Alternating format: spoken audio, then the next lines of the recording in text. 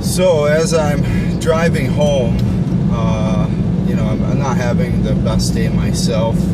Lots of things aggravate me. Things aren't going the way I want them to. But as I reflect on it, I realize that, a lot of the times when things aren't going our way, when there's disruption in our life, it doesn't mean that we're necessarily following the wrong path. And so sometimes things are meant to kind of corral you into a direction that really is not your own, because you are not the one that's controlling all the events in your life. You're not the one that's controlling the universal forces. You're not the one that's even controlling the natural forces. A lot of times you're just in the canoe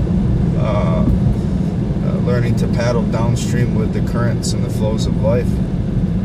And a lot of the times spirits around us, especially if you do a lot of spirit work like I do,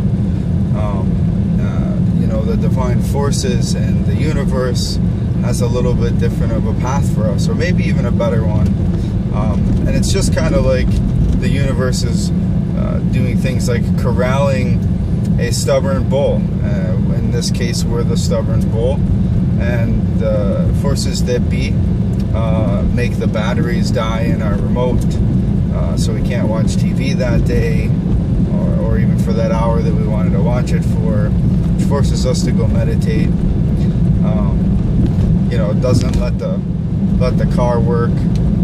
That way you can't go anywhere, so again you're forced to meditate. And a lot of us are so stubborn that we'll just even do other things. But a lot of the times the forces are just trying to get you to do what you already know is good for you, what you already know you should be doing. Instead we fight that motion, and we end up with even more disruptions. So if you find yourself in this situation where you're the stubborn bull and the universe is trying to corral you into doing what you know is right, take a good observation of what time you have available to you, what you know is the highest good for you to be doing in that moment, which for most of us is meditating, doing spiritual practices, reading spiritual things, just